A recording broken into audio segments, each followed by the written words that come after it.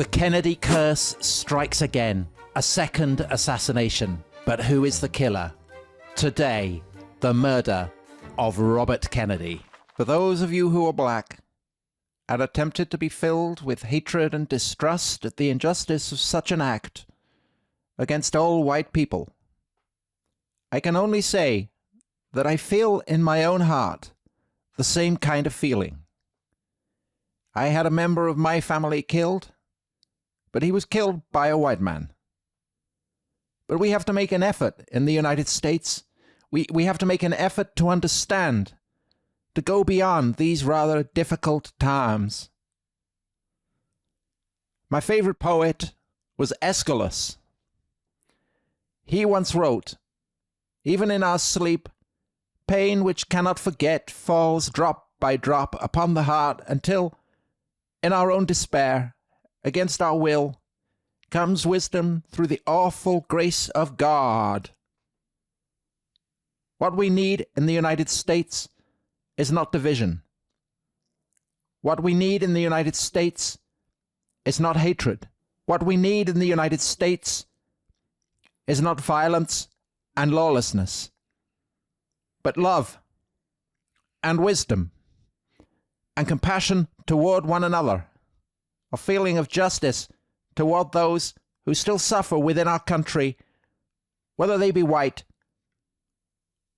or whether they be black.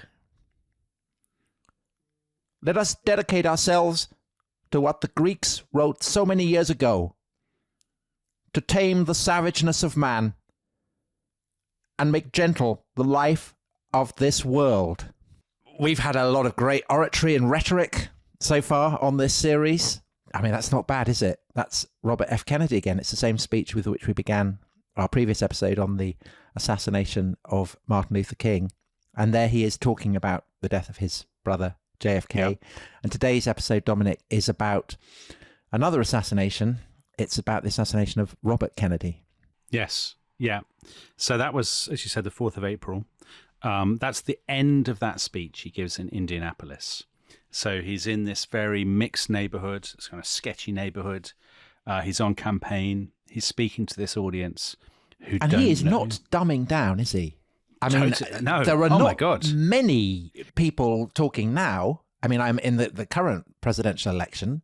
Can't imagine either Donald Trump or Kamala Harris bringing in Aeschylus. Not at all.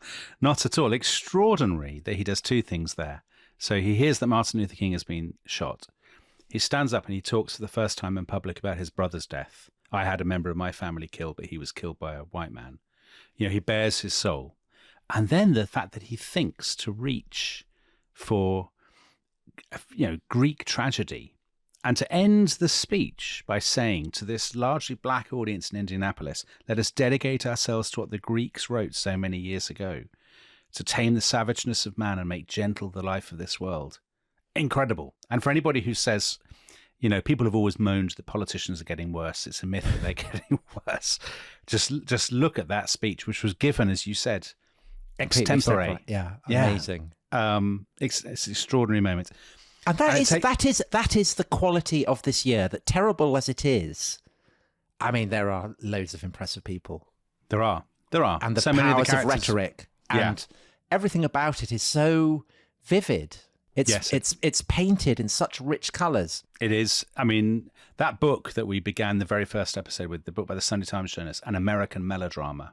I mean, the title is well chosen because it does feel unbelievably melodramatic. The characters are so bold, so striking in their different ways. And we'll come on to some very different characters, George Wallace and Richard Nixon, and indeed Ronald Reagan later on.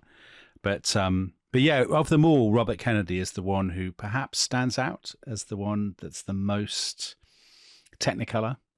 And a fascinating figure. I mean, complicated, conflicted figure. Yes.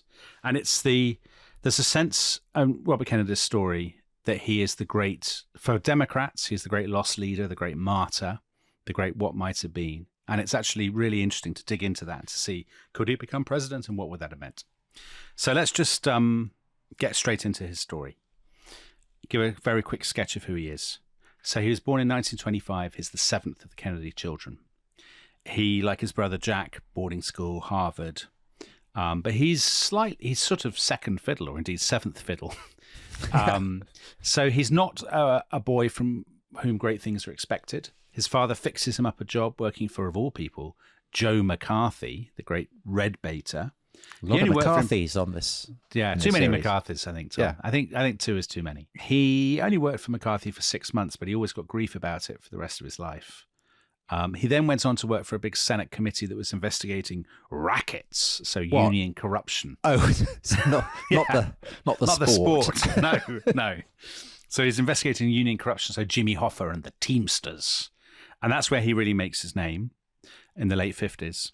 And so that's also part of the background to the JFK assassination conspiracy stuff, isn't organised crime. Organised crime and everything. So, because he's very tough on organised crime. Then he becomes his brother's campaign manager. So he's basically, all his life, he's his brother's number 2, really. And Jack is the one. Jack is charming, as we've talked about before, charismatic, a ladies' man, a guy you'd like to go for a drink with. That's his thing. Bobby, actually his friends always called him Bob rather than Bobby, but we'll call him Bobby because people always do.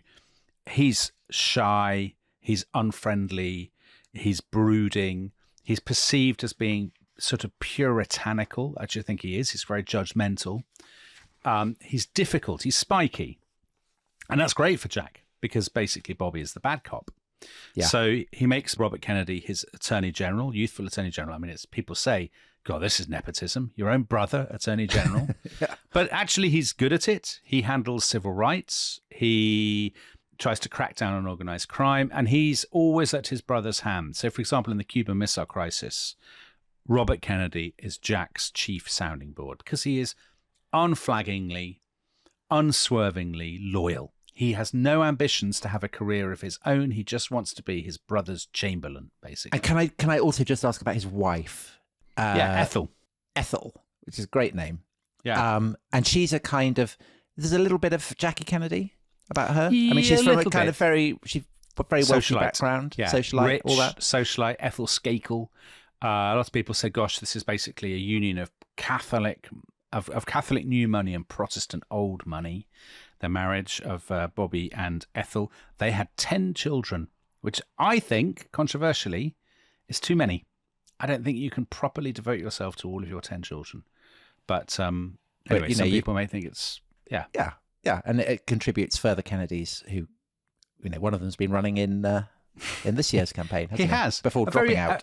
A very different kind of campaign, I think it's fair to say. Yeah. So he's tied himself completely to his brother. That's all he really wants for himself. Then in November 1963, he gets this call from J. Edgar Hoover, who he hates. Your brother has been shot. And his world completely falls apart. Now, of course, anyone would mourn their brother. That's completely understandable. But people who know them are astounded, shocked, worried by the extent of his grief. He wears mourning clothes for much longer than he needs to. He effectively builds a shrine to his brother in his office. He stops eating. He becomes very thin, very silent, aggressive, withdrawn. Lots of people say of him, he's basically having an enormous nervous breakdown. But he solves that breakdown in a completely commendable way by going and climbing a mountain in Canada, which actually is called Kennedy. Yeah. So it was named after his brother by the Canadians. It's the highest unscaled peak in North America. And he went and did it. And he did it with a team of mountaineers who were incredibly impressed by him, said, this is a scrawny little guy of tremendous resilience and courage to climb this mountain in this sort of brooding, grim-faced way. It's basically the thing he needs to do to get closure. Do you know who would approve of that? The Greeks. No, Dr. Johnson, who whenever he got depressed, he'd go on a walk. He'd go to walk to Birmingham. I mean, it's not quite the same as climbing a mountain in Canada, but it's the same idea.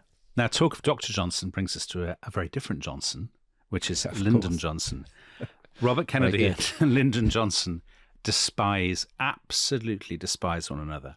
So Lyndon Johnson always knew that Robert Kennedy didn't want Jack to pick him as vice president. And he once said to him at a party, he did the Johnson treatment. He went up to him and he said, Bobby, you don't like me, but your brother likes me. Your sister-in-law likes me. Your daddy likes me, but you don't like me. Why don't you like me? They're not doing this in the urinal, though. Yeah, he's kind of waving his Johnson around. Probably. Robert Kennedy hates this kind of talk. He's embarrassed and he just slinks away. And he sometimes would have to have these dinner parties and he would feel he had to invite Johnson, but unbelievably, he would always put Johnson on the loser's table. So on this goodness. So like the Habsburgs. Yeah, like Sophie, the Franz Ferdinand's wife. Exactly. Johnson would have been sitting at the end with Sophie. And in fact, in one party where Johnson doesn't go, the big present that Robert Kennedy's friends have got for him is a Lyndon Johnson voodoo doll because they know he hates Johnson so much. Massive Johnson fan. knows this, by the way. Johnson knows all this kind of stuff. So Of course Johnson spies everywhere. feels tremendous resentment. So when JFK is shot, they're immediately, a dagger's drawn. RFK, Robert, is livid that Johnson has moved into his brother's office. He then makes a point of turning up late to Johnson's first cabinet meeting. He never calls Johnson the president. He always calls him either Johnson or that man. Of course, Johnson always calls him that boy. Right. So there's a total sort of breakdown of trust between them. On the one hand, Robert Kennedy says, Johnson is a born liar. I hate him. He's so vulgar. He's so coarse. And he lies even when he doesn't have to lie. On the other hand, Johnson says to his kind of amanuensis, Doris Kearns, I was the president. I had served his brother loyally. I'd done nothing wrong. I didn't kill him, It's basically Putting that on the record. Yes. It didn't seem fair. Quote, I had waited for my turn. Bobby should have waited for his. So they have a terrible relationship. And Robert Kennedy finally decides he's going to strike out on his own, run for the Senate from New York, which he does. And at first, he is a terrible, terrible campaigner. He is not a good speaker. I mean, he has a very kind of reedy voice. So I don't know whether you tried to convey that, Tom. Right, that's nice. Yeah. He basically copies everything from his brother. So he copies his brother's hand gestures, his way of speaking, his Pinteresque pauses, all of that kind of stuff. But his hands are shaking when he's out there on campaign. But he's a phenomenon. He's a celebrity in a way that no other politician can possibly match. So this is Kennedy mania. It's Kennedy Camelot. mania. It's all that. Of course it is. And the press love him. They give him incredibly syrupy, sycophantic coverage. They buy into the romance, and they do that throughout the rest of his life.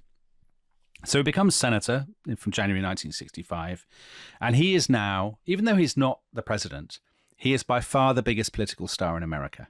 Gets thousands of letters every day, dozens of speaking invitations every day. He lives an extraordinary life, I have to say. So he has 4 times as many members of staff as the leader of the Democrats in Congress. He lives on this country estate. And when people sometimes ask us in our bonus club episodes, we talk about class, the history of class, and does America have a class system? He lives in a Virginia country estate with 10 children, 7 dogs, and a sea lion called Sandy who lives in the swimming pool. I've seen all the children. Yeah, well, can I read this out? Because each Kennedy child, you write, has a horse or pony. They also have iguanas, raccoons, possums, cockatoos, ducks, rabbits, parakeets, hamsters, geese, chickens, guinea pigs, lizards, a calf, and a leopard tortoise. Yeah, I think we can safely say it's a menagerie. Or a zoo. It is. It's more than a menagerie, isn't it? It's like Montezuma's zoo. Yeah. And they've also got a huge team of, now in the Kennedy books, they call them staff. In Britain, to be frank, we would call them servants. Nannies, governesses, maids, cooks, secretaries. I mean, he wants for nothing. So he has this kind of gilded life, but I think it's fair to say he's not a happy man. He doesn't really fit in on Capitol Hill. He's not a hail fellow, well met kind of character. He's also been having this gigantic midlife crisis since his brother died. So and is this when he discovers Greek tragedy? It does. So to Jackie Kennedy gave him, she fancies herself as a reader and as a woman of letters. Well, she loves the Greeks. And she doesn't. She likes a Greek. She does. And she gives him this book, The Greek Way by Edith Hamilton. And she also says, you could try reading a bit of Camus. You could read a bit of Tennyson, all this. And I think there's something, he's basically having a delayed adolescence because he absolutely loves kind of existentialism. He's always giving people quotes from Camus and stuff in a way that from a 16-year-old would be very endearing. From a man in his kind of, late 30s, early 40s, you're going to raise an eyebrow. Gamu, really? You find this very profound? But Aeschylus is classier. Yeah, it is. And when I say Aeschylus, I actually mean Aeschylus. But of course you do.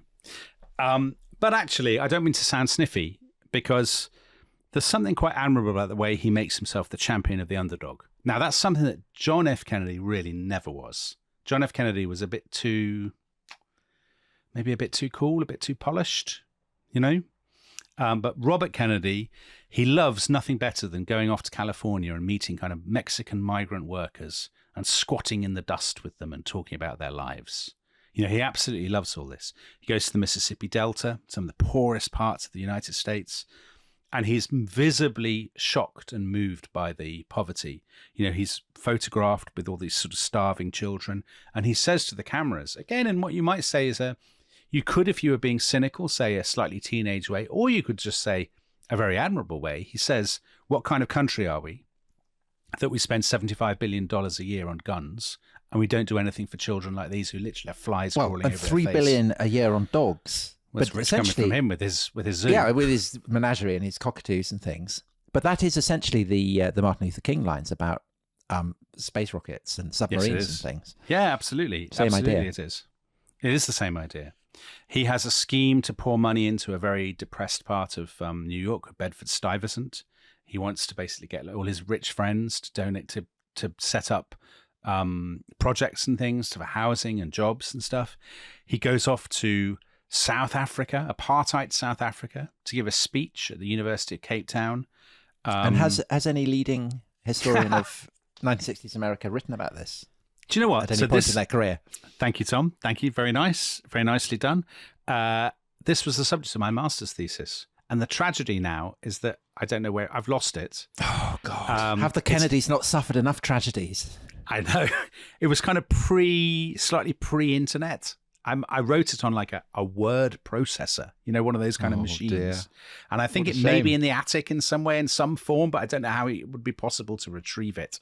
Anyway, I did my master's thesis. Well, when they set up the Dominic Sandbrook Library, that's exactly what will happen. Well, the rest hopefully is history. They'll find it. The rest of history library. The rest is history visitor center, I think. Interactive visitor center. In Orlando, Florida.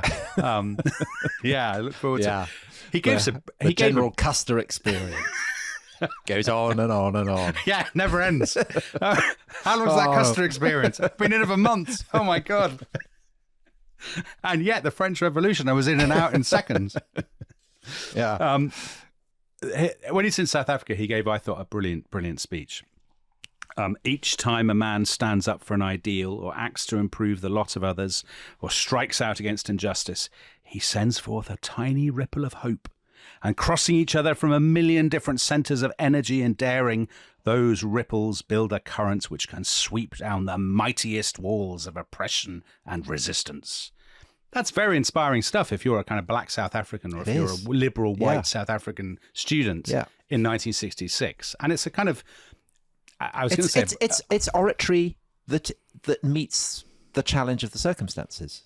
Yes. That isn't inadequate to the horror of the state of play in South Africa. And it's oratory that meets the mood of the moment, the mood of the mid-60s. So by 1967 or so, he feels like the ultimate kind of late 60s man. He's grown his hair. He's got younger speechwriters. He is sort of emblematic of the spirit of the age, I guess. So when you read what the newspapers and what columnists said about him at this point, so those Sunday Times guys who wrote an American melodrama, he was gay but also fatalistic, cynical but idealistic, impulsive by nature and calculating by habit. The Village Voice, part of him was a soldier, a priest, a radical, and a football coach. But he was none of these. He was a politician. You know, this kind of coverage that he is a man apart, that he's an undefinable figure, that there is something dark about him, but also something very romantic. This is repeated everywhere. To go back to something we discussed in the previous episode, this is an era that prizes cool, particularly if you are young. Is he cool? I mean, is he the only politician who counts as cool? Yes, he is cool. He's absolutely, he is cool. I think he is, people say he's I know this sounds a silly thing to say about a politician, but people say at the time he's the ultimate existential man. You know, he He'd is love a that, man, wouldn't he, with his Camus and everything? Exactly. Of course, he loves. He's defining himself every day through action. People say that kind of thing. There is a sort of there is a sense in which I think that people have. He's actually quite ideologically ambiguous because he will veer in the same speech. So I was going to ask what all this kind of cool existential stuff means in terms of actual policy. Yeah, or is he just about the vibe? This is a question I think that it's fair to say you were not really expected to ask in America in 1967. Because some people would say, what does all that mean? Some people would say, what does all this mean? Like, you can sort of say, oh, I want to create a world in which fewer children are tortured. I mean, we all agree. No one disagrees with that unless they're like Pol Pot or somebody. But what do you mean in terms of policy? And actually, he's very ambiguous, partly because he's got so many policy assistants and speechwriters that they're on kind of different wings of the party and whatnot. So there is a slight sense. The hope that's rippling out. I mean, what does that mean? So what does it mean, for instance, with regard to Vietnam? Okay, which is the big this policy is a great question. example. So originally, he had been an anti-communist hawk. He had been a Cold War. You know, he was all for it. But he starts to shift in the mid-'60s. He says, I have changed my mind about the bombing of North Vietnam. He gets a lot of grief from this. The Chicago Tribune called him the senior senator from North Vietnam, Ho Chi Minh's Trojan horse in the United States. Okay, but is this also personal resentment of LBJ? Is that mixed in? Well, that's what everybody said. That's there. There's no denying it. And because people say that, he then falls quiet. He doesn't want basically people to think that. Okay, people to think that. So then he's quiet. But then he waits a couple of years, and then by the spring of 1967, he's back on the case. And he says, look, we've got to stop this bombing. We've got to have negotiations. We've got to have a coalition government in Saigon and withdraw our troops. This is what other Senate doves say. So it's nothing unusual. It's basically exactly the same as what somebody like Eugene McCarthy is saying. So the thing about, is he just another politician? The fact that he doesn't challenge Johnson suggests that he is. Because he's for month after month, he's weighing up his options. Should I run? Should I not run? And eventually he decides against running. And then, of course, Eugene McCarthy runs. And he doesn't beat Johnson, but he cripples him in New Hampshire. And immediately Kennedy says, oh, well, I'm now reassessing my position. And so lots of people are like, oh, and he's just another politician. And so this is like, McCarthy is now the cool one. Of course. So it's like the Beatles and the Beach Boys kind of trying to outdo each other, that kind of thing. I guess so, if you want to, if you want to go with that. A little bit, yeah. So who's the cool one on the block? I mean, this is kind of important in this period of American life, isn't it? It is. If that's the constituency you're appealing to. And they are both appealing to the kind of people who are following this is exactly, the Beach Boys or whatever. This is exactly the conversation that people have. So on the 16th of March, so that's 4 days after New Hampshire, he goes to the same caucus room in the Senate. It's very Camelot revival. The same room that his brother had declared his campaign for the presidency in. He uses the same opening line that his brother used. And he says, I'm running against Johnson to propose new policies, deal with the poverty in America, the terrible poverty, end the war, reassert, and I quote, our right to the moral leadership of this planet, which is very JFK, actually. But right from the start, people say what you said. People say he's doing it because he feels aggrieved that McCarthy has run off with all his supporters. The Washington Post, seeing the romance flower between his people, idealistic young people, and McCarthy, he moved to break it up with the ruthlessness of a Victorian father whose daughter has fallen in love with a dustman. That's brilliant. And a lot of people say he's just being unbelievably opportunistic here. That he should have, he didn't have the courage to take on Johnson himself. He let McCarthy do it, and now he's moving in. And Kennedy undoubtedly feels this himself because he's incredibly sensitive and sore about it. And he is somebody who's spent years basically priding himself on his courage, the existential man. What would Camus do? What would the Greeks do? And actually what they wouldn't have done is sit at home with their menagerie and let this guy... Actually, maybe they would. Maybe they would. But so his plan, I guess, was to sit out LBJ's term of office, which he's assuming would end in 1972, and then run.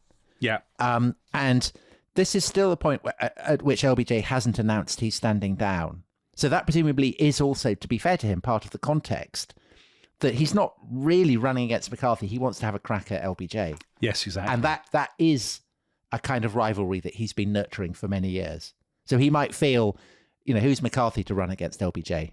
If anyone's going to take him down, it's going to be me. Yeah, which is fair. But then he's got a massive problem because LBJ says he's not running. 2 weeks after he's declared, LBJ says, "I'm out. I'm gone." Now he's got a very different prospect.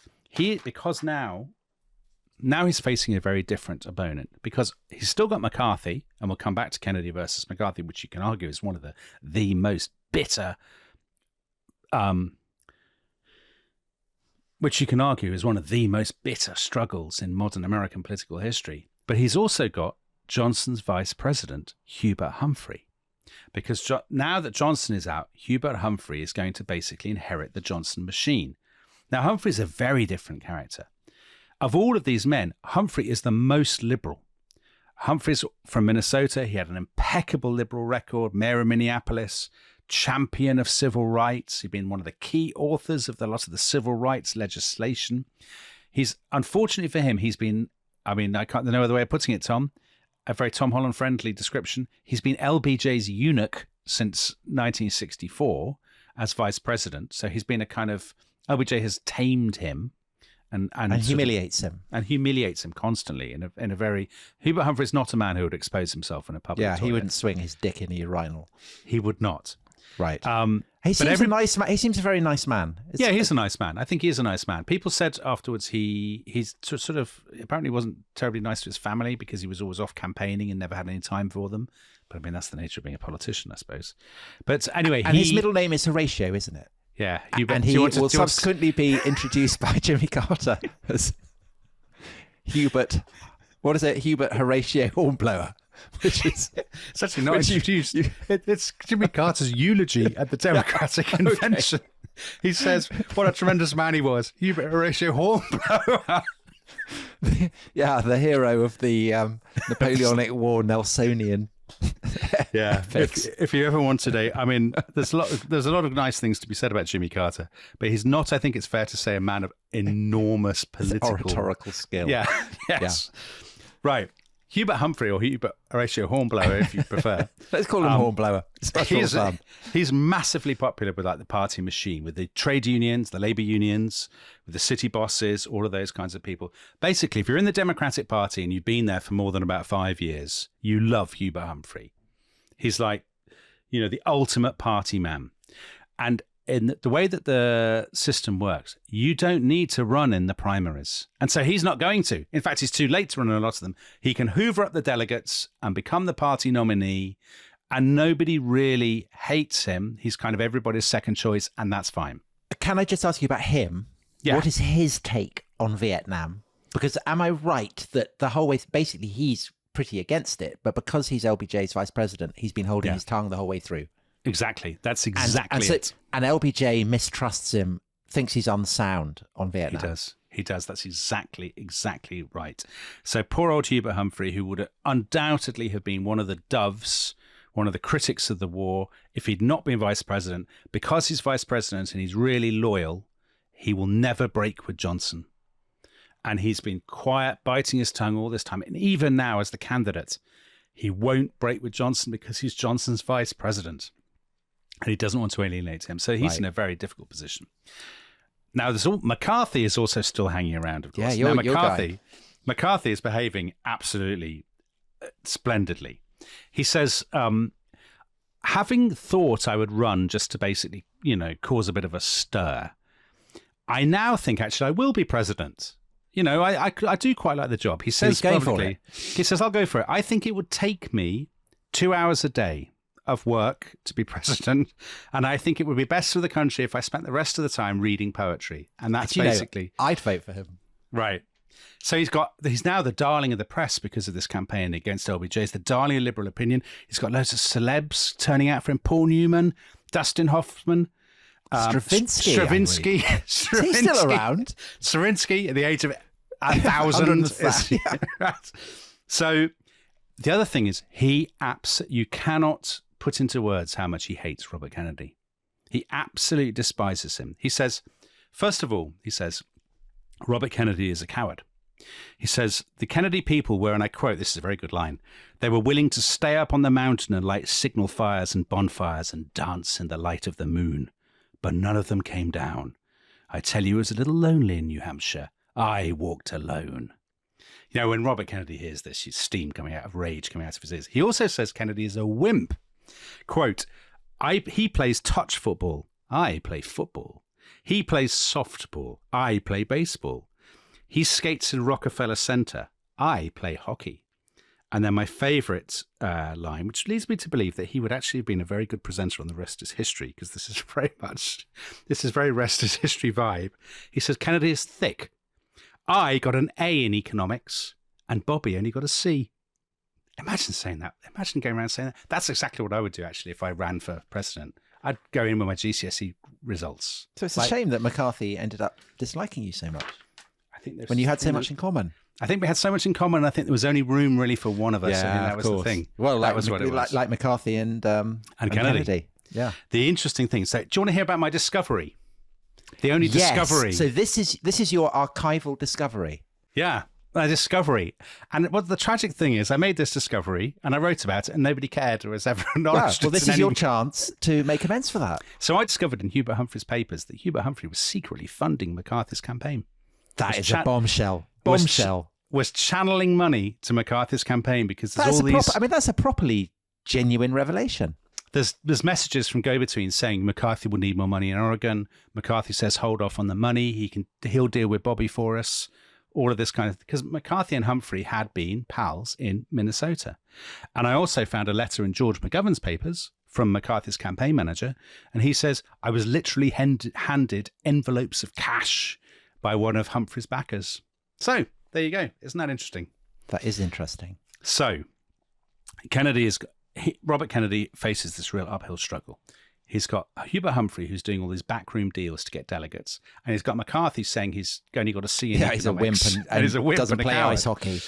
Basically, the only way he can get the nomination is he's going to have to overwhelm the convention and the delegates with his own celebrity. With his popularity, with Kennedy mania. He will have to wage a kind of psychological campaign as much as a political one.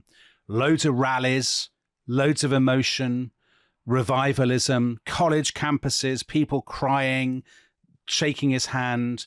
He'll campaign in the primaries, win as many primaries as he can, and go to the convention and say to the delegates, come on, look how popular I am, you've got to pick me. But there's a huge risk, and it's a physical risk. Because for everybody who loves Robert Kennedy, there is somebody who loathes him. No politician in America, I think it's fair to say, is as hated as Kennedy is. Because, of course, if you are not... Who are the haters? On the right? Or fellow liberals? Or what? I would say mainly on the right, and people who are more conservative or more square by temperament. So people who resent his wealth. They resent his celebrity and his charisma. People who are not young or poor or black or marginalised. The people to whom he is not the answer to disorder, but the embodiment of it. And there have always been a lot of people who didn't like the Kennedy faction, who regard them as arrogant and overbearing and all of that. They loathe Robert Kennedy with a white-hot passion. He's getting a lot of death threats. Ethel, who you mentioned, his wife, is terrified that he will be shot. And it is clear that there are a lot of people who would welcome him being shot. So when he announces his candidacy, a veteran columnist with the very American name of Westbrook Pegler, who's a columnist, it's fair to say, on the very far right, writes, with luck, some white patriot of the southern tier will spatter his spoonful of brains in public premises before the snow flies. Wow. Goodness, that's printed. Yeah. That's what he thinks. And there are people who absolutely think that. Well, people say that political discourse today is toxic. But I mean, I can't imagine that being run in a newspaper today. No. Do you know what J. Edgar Hoover's partner, Clyde Tolson, said? He said it much more pithily. He says, I hope someone shoots and kills that son of a bitch. RFK, RFK, RFK. And then Kennedy was there. His teeth gleamed startlingly white in the television lights, and his tanned skin glowed. He looked, as he sometimes did, more vital, more handsome than any film star, the personification of brilliance and success. This last political moment went beyond politics. Kennedy was at once broker of power, magic leader, desired sexual object, protagonist of aspirations, liberator, and hero. So that's the book by the three Sunday Times journalists, an American melodrama that we've been referring to quite a lot over the course of this series. And the book is describing the scene in the Ambassador Hotel in Los Angeles, just moments before the murder of Bobby Kennedy.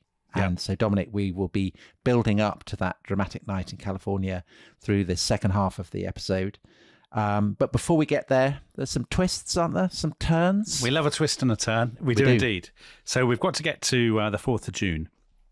We've got to really to sort of mid-April, because that's when King has been shot. There's the funeral. Everything stops a little bit because there's been the riots. There's been all the kind of hullabaloo about the death of Martin Luther King. And then the campaign kind of restarts in earnest. And don't forget what Robert Kennedy needs to do. Somehow he needs to see off McCarthy. He needs to sweep the primaries, and he needs to build up this head of steam that will take him to the convention and persuade people to switch from Hubert Humphrey to him. So the first primary is in Indiana. And that's why he's in Indianapolis, of course, when Martin Luther King is shot. So Indiana is a tough state for Kennedy.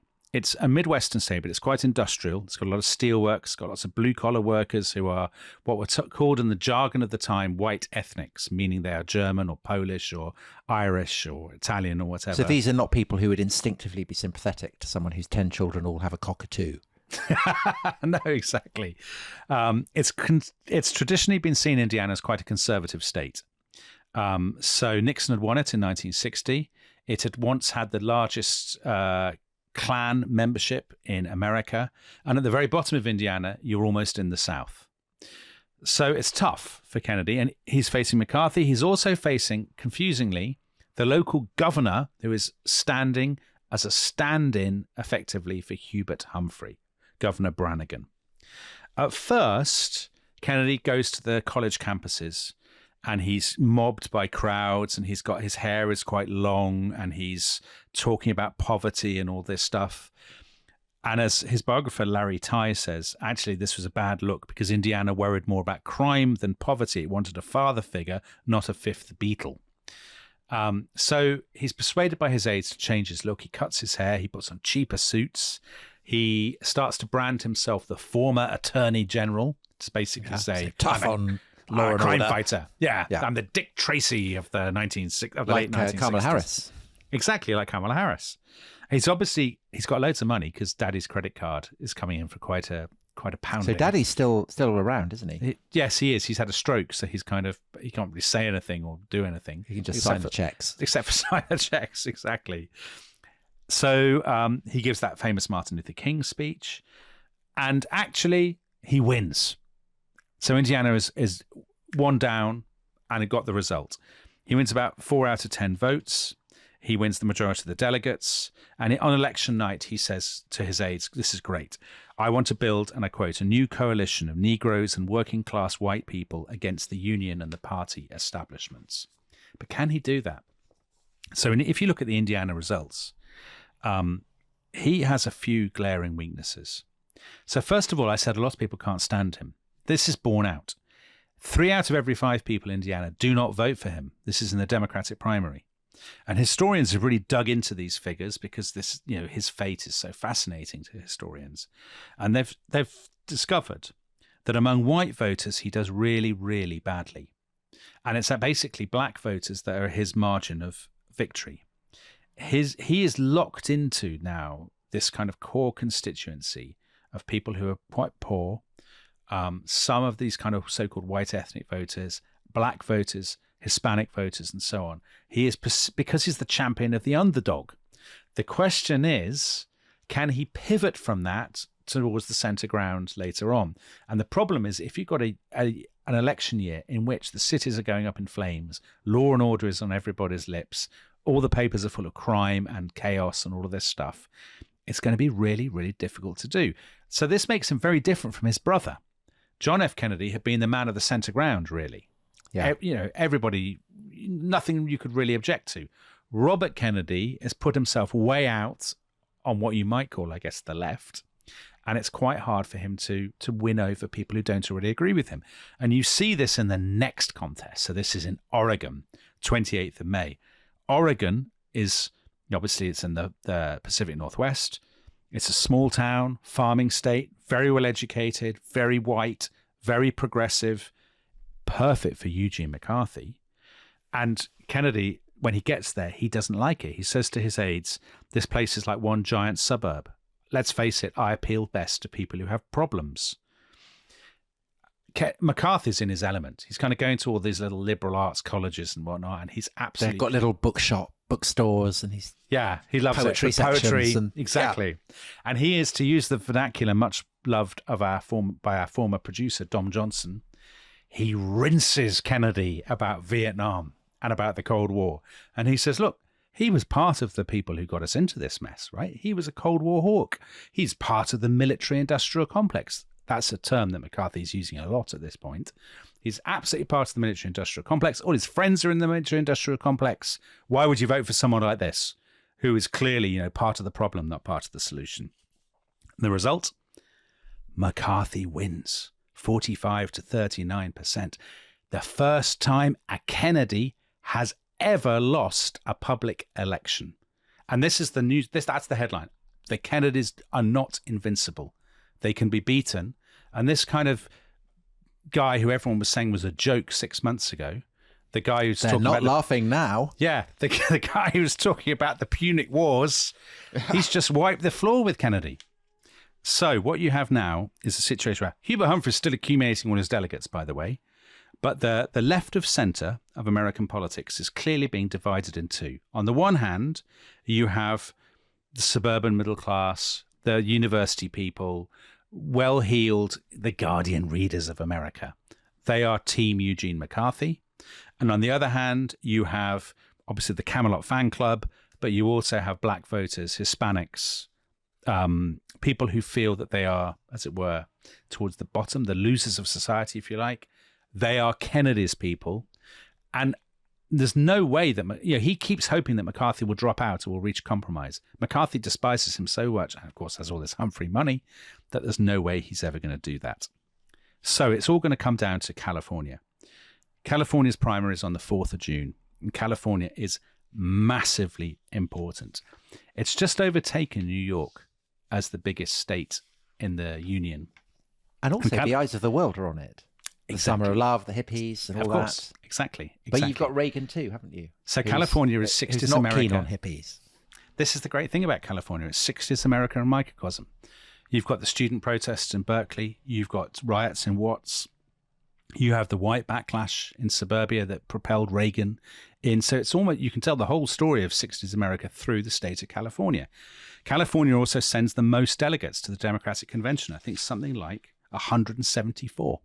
So what is that? About 8 or 9 times New Hampshire, where McCarthy had started his campaign. The timetable of the primaries now is so compressed that it's basically a 2-week campaign. And it's one of the most anticipated and keenly followed primary campaigns in American history. Because what both candidates are doing is they both double down on their appeal.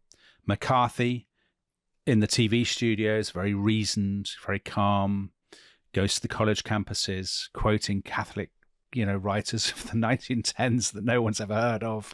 But I can't imagine that being popular with the freaks. No, I don't think the freaks, not the freaks, but the sort of slightly squarer students, maybe only a little bit squarer, but students who are idealistic, students who are dreamers, students who, they like the idea of this romantic underdog, a cerebral, serious person, who quotes, who writes poems and is interested in philosophy. But the Fairy Freak brothers, they're breaking for Bobby, are they? Well, so what Bobby does is his aides say to him, do you want to row back a little bit on going all in on these massive rallies in kind of sort of scruffy areas and things? Is this really a wise strategy? And he says, no, this is what I do. So he goes all in on massive rallies, He goes to poor areas of cities. He's got big black crowds. And one headline at the time said that it was basically a contest between an evangelist and a philosopher. I think there's some truth in that. That captures the kind of temperamental difference. Of course, if you're a real freak, Tom, you wouldn't go to either, would you? I mean, do you go to a political rally? Stick it to the man. Yeah. By, spliffing up, taking LSD. A sign of how exciting the campaign is that they have a TV debate, which is actually quite boring because they don't really disagree about anything, which is watched by 32 million people. So a huge audience for a debate in one primary in one state among the supporters of one party. They have a disagreement about how they're going to break up the ghettos. Kennedy says you have to take jobs and housing and stuff into the ghettos. McCarthy says, no, that's kind of apartheid. You have to kind of break them up. They then have an argument about that. Kennedy says, what, you're going to take all these black people and move them out into Orange County? It was very suburban, very conservative. And lots of people say, oh, gosh, that's a terrible dog whistle. But actually, there's very little between them on policy. I mean, that's the weird thing. This is pure. What's so fascinating about this campaign, which is so embittered, so dramatic, is that it is pure vibes. It's like the Roman Republic. It's totally the Roman Republic. I was thinking of this while reading about it just now. That what's the optimates and the populares? Yes. Yeah. So the people who think they are the representatives of the old privileged class, restrained, sober, cerebral, and then the other people who are sort of part of the mob. I guess that's the distinction? No, not quite. But yes, appealing over the heads of the traditional elites. But it's about style rather than about, well, they're both elite. I mean, yes. That's the whole thing. Well, which you could say about these two senators, right? Yeah. So it's a good parallel, yeah. So I think that is a good parallel. Anyway, we get to the last full day of campaigning, the 3rd of June. That day, Robert Kennedy traveled 1,200 miles. He went from Los Angeles to San Francisco, then back down to Long Beach, to Watts, to San Diego, then back to Los Angeles. Massive rallies, pressing the flesh. He's giving these speeches about his two big issues, which are the Vietnam War and poverty in America. He is absolutely shattered. His hands are covered with blood. They're very badly bruised. He's shaken so many hands. He's in fact been advised to stop shaking hands because he's literally shaking hundreds I've if not never heard of thousands that happening every day. Oh yeah, I mean, hands bleeding because you're shaking hands so often. But think about it. If you see the footage of his rallies, yeah, of course, right? I see kind of reaching out and pumping in the Kennedy way, Camelot shake. Absolutely, but it's very different from his brother's rallies, which are much more controlled. There's a frenzied, very 1968, a frenzied, frenetic atmosphere to this. People screaming and shouting. It's hot, obviously. It's California in June. The whole thing is really overwrought. Shea Stadium vibe. Very much. Candlestick Park, isn't it? He's lost his voice. He's on the verge of collapse. His team are very worried now about the danger of assassination. They've had a lot of death threats. Ethel is very frightened. What's worse is they have terrible relations with the local police in California because the boss in Los Angeles is a guy called Sam Yorty, is not a Kennedy ally by any means. Their relations with the local police department, the LAPD, are very bad. The Kennedy people said the LAPD refused to help us. The LAPD guys said afterwards, actually, the problem was the Kennedy people were arrogant and they wouldn't cooperate with us. Kennedy's own biographer, Larry Tye, says, the truth is the candidate himself is part of the problem here, that he's given advice, be careful, don't be too visible. But of course, he wants to be visible because the courage is such an important, proving his courage is so McCarthy important. As much as to anyone else, I suppose. I guess so, yeah, absolutely. It's so important to him. What kind of presidential candidate hides away? Well, as we will see, Richard Nixon, but we'll get onto that later on. So the 4th of June, polling day. This is kind of if Kennedy loses, he is out. He cannot continue if he loses to McCarthy a second time. It's a cold day, unseasonably cold. The smog over Los Angeles. The Kennedy ménage is staying at Malibu. They've been lent the beach house of the film director John Frankenheimer, who made The Manchurian Candidate. Great political conspiracy thriller, of course, of the 1950s. Kennedy, because he's exhausted, he sleeps in late and then he goes swimming with his family. Sort of very Kennedy behavior. His son David is almost drowned and he dives in to rescue him. So a little bit of heroism. Unlike his younger brother, in a similar situation. That's true. That's harsh. But I can't argue with it. Anyway, they get back to the house. Thankfully, nobody has died on this occasion, unlike Chappaquiddick. And the first reports are coming through.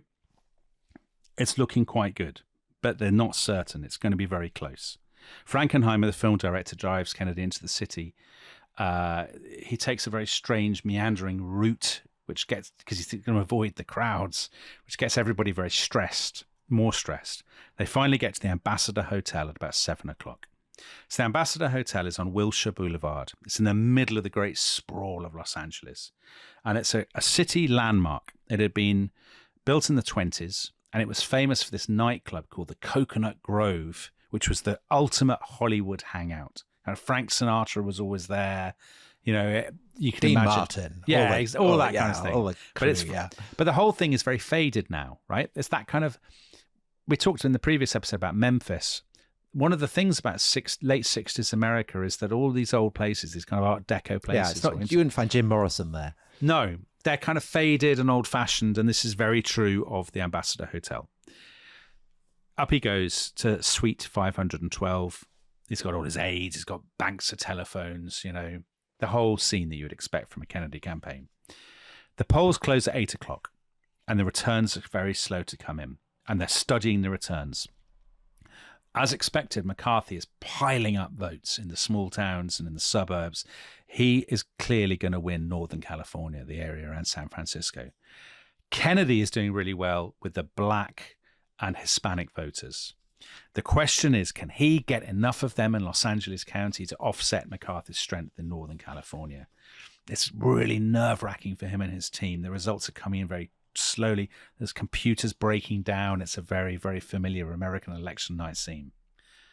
Finally, we get to about 11 o'clock at night, and they get good news. They have won Los Angeles County very decisively. All that time spent on those rallies has been worth it. And he is looking at it seems pretty clear he's going to win a narrow victory, perhaps 46 to 42%. That's enough. Narrower than he would have liked, because it keeps McCarthy in. But he's now got the big mo. Or has he? This is the question. At this moment in his suite, people are poring over delegate counts. They cannot be sure exactly how the delegates are going to go at the convention. There's one delegate count that is shown to Robert Kennedy just before he died that is very bleak for him. They say Humphrey's on 994. You're on 524.5. I don't know how you can get half a delegate, but there you go. And McCarthy on 204. There are others that are closer, but he is still a long way behind Humphrey. Also, the polls show, counterintuitively to people who have drunk deep of the romance of the 60s, Humphrey is still by far the preferred choice of registered Democrats. They know him. He's the party man. Everybody likes him. Kennedy only gets about a third of registered Democrats as their top choice. What's also a problem for him is the next primary is in New York.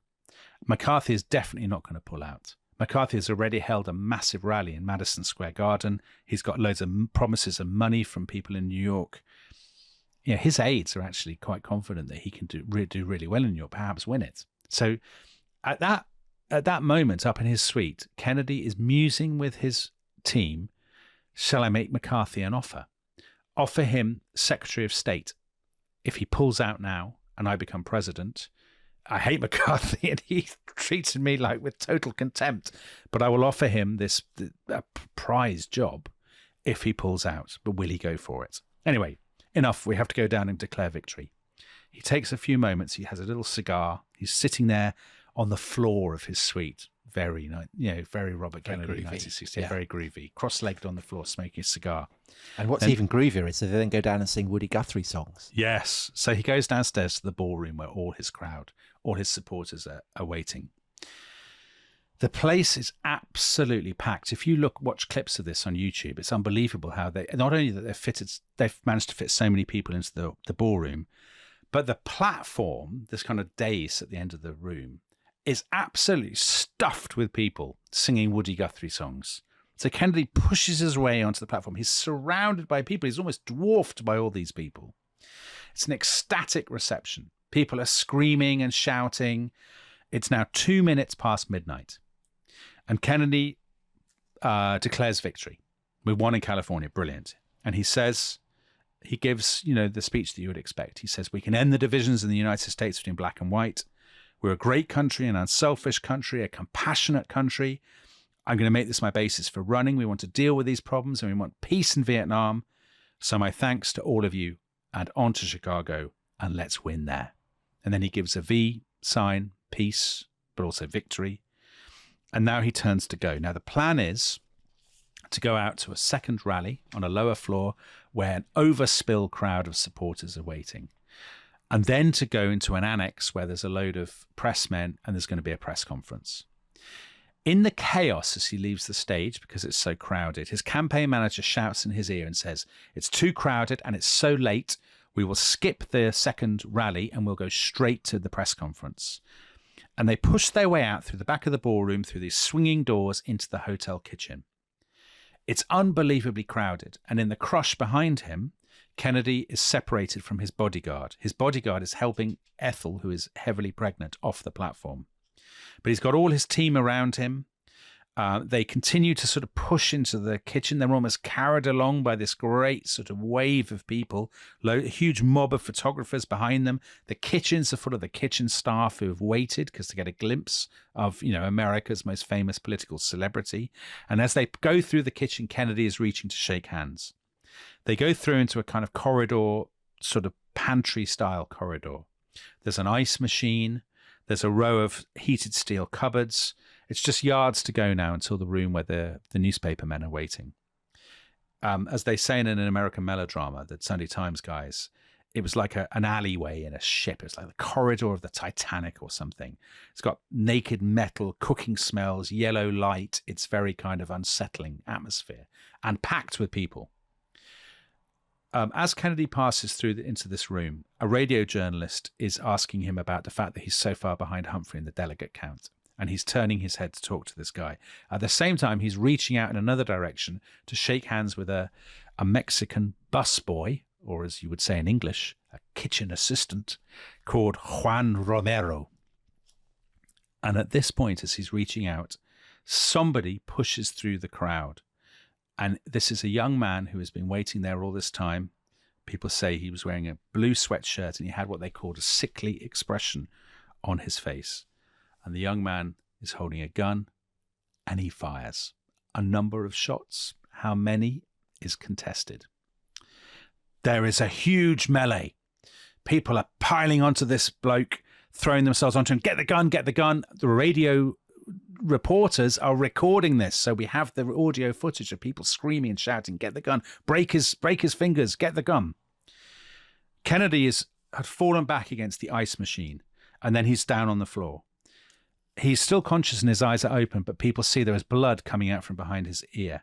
Juan Romero, the Mexican busboy, drops to his side, and Kennedy says to him, whispers, is everybody okay? Romero, yes, everybody's okay. But now the blood is absolutely flooding out from behind Kennedy's ear. In fact, what has happened is that he has been shot 3 times, once in the head and twice in his back. 5 other people were shot too in the chaos, reporters and campaign volunteers, but none of them injured so badly. Romero reaches into his pocket and gets out some rosary beads and presses them into Kennedy's hand, and he cradles his head, and his hand is now covered with blood because there's so much blood coming from his head. Ethel is now caught up with her husband, and she's crying, and she says, give him room to breathe, give him room to breathe. And then she whispers to Robert Kennedy, I'm with you, my baby. One of Kennedy's friends, who was a journalist called Pete Hamill, said at this point that Kennedy had this strange smile on his face, like he was very... kind of sweet, accepting smile. Yeah, exactly. Then there are paramedics pushing their way through the crowd, and the paramedics are straight to his side, and they immediately try to lift him to get him out. And at that, Kennedy just says very quietly, oh no, don't lift me.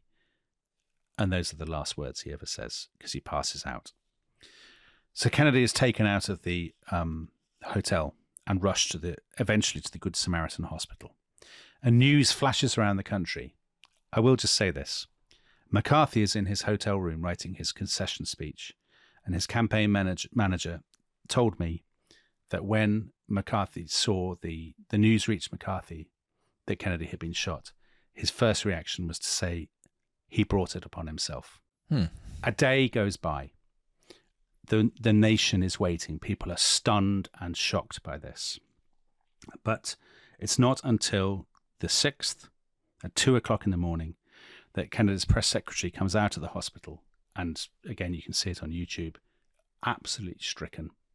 And he says to the waiting reporters that he has died. In fact, he had effectively died a long time when he was before shot, that. like when his he was brother. shot. Exactly. And indeed, like Martin Luther King. Now, to compare it with the shootings of John F. Kennedy and Martin Luther King, one difference is that we know precisely who the gunman was beyond any possible doubt, because the people threw themselves on top of him at the time and fought to get the gun out of his hand. He was 24 years old and he was called Sirhan. He was Palestinian, born in Jerusalem in 1944. Not, as you often read, a Palestinian Muslim, but a Palestinian Christian. He said later that he had been traumatized by the war of the late 1940s, that his brother had been run over by an Israeli military vehicle. I guess it's just about possible. He might just remember the late 1940s if you're 4 or 5 years old. His family had moved to the United States when he was 12, and he'd been to school in Los Angeles. He was very short and slight and a loner, a drifter. He'd been in and out of various churches. He'd been a Baptist, a Seventh-day Adventist. He'd even been a Rosicrucian, would you believe? So all these people are drifters. Yeah, well, I mean, all the there's a pattern, right? The assassins, of course, in the 60s. Sirhan said later that he had been radicalized, as it were, by the Six-Day War of 1967, which had begun exactly 1 year before the day he assassinated Robert Kennedy. He later told David Frost in an interview that he shot Kennedy because of, quote, his support for Israel and his deliberate attempt to send 50 fighter jets to Israel to obviously do harm to the Palestinians. And we know that he wrote in his diary about his determination to eliminate RFK, Kennedy must die before June the 5th. The reason is because he wants to shoot Kennedy to mark the anniversary of the Six-Day War. He admitted his guilt straight away and he was sentenced to death. But that sentence was commuted to life imprisonment when California scrapped the death penalty. And then he decided that he wasn't guilty after all and said that actually he'd been framed or he'd been brainwashed or whatever. So, said that director. Kind of Manchurian candidate. The Manchurian thing. candidate. Yeah. Again, another weird link there. That the main conspiracy theory, as far as I can tell, I mean, there are lots of different conspiracy theories about Sirhan, but one of the most popular is that he was in some way part of a CIA experiment and had been brainwashed, and that this was all a CIA plot to kill Kennedy. I don't want to offend listeners who believe it, but I have to say I regard it as totally untrue. Okay. Sirhan is still alive. He's 80 years old, as is Ethel Kennedy is still alive. As is Ethel, yeah, 96. Sirhan has made 17 different appeals for parole, which have all been turned down. In 2021, he had unexpected support. All the Kennedy children said, please don't let this guy out, except one. That was RFK Jr., the eccentric erstwhile presidential candidate who said, no, I support his campaign. Let him out. But they didn't. So the final question, what if? The great question of Kennedy's life. When he was taken out of the kitchen, the journalists noticed that somebody had scrawled graffiti on one of the walls. They didn't know it was a coincidence or what it was. They had scrawled the words, "The once and future king." And that's a Camelot illusion. Camelot illusion, exactly. And that's his enduring reputation among Liberal Democrats, I think, or 60s veterans, that he is the great lost leader, the martyr, the champion of the underdog. And if he had lived, maybe everything would have been different. That this is a real turning point in history, and that the political course of American life. Do you think that resonance would be even higher if he hadn't, if he'd been shot by a white supremacist or somebody from a less marginalised background than a Palestinian? Yeah, that's a good. I mean, it would be a better story, right? It would be a more Hollywood. It would have more resonance, wouldn't it? Because Martin Luther King is shot by a white supremacist. Yes, he is, and that obviously amplifies the kind of the resonance of his fate. Yeah. I agree with you. As it is, and I know a lot of listeners, American listeners in particular, will disagree with me about this, I don't think there was any prospect of him being president in 1968. First of all, I think it's incredibly unlikely that he would have been the Democratic nominee. So many people didn't like him in the party. I think it's highly implausible that he could ever have overhauled Humphrey's lead among the delegates and defied the union leaders and the city bosses and people who generally controlled the convention. If he had been the nominee, again, I know a lot of listeners won't agree with this, I think Nixon would have beaten him in 1968 in the general election. And even if he had then run in 1972, or if he'd just run in 1972, I think Nixon would have beaten him in 1972 as well. And I think the reason is that Americans craved order and stability, and a lot of middle America would have seen Kennedy as a threat to those things rather than as the answer to their problems. And I think the thing that people often say is, "Oh, well, you're discounting the Kennedy mystique, the Kennedy celebrity."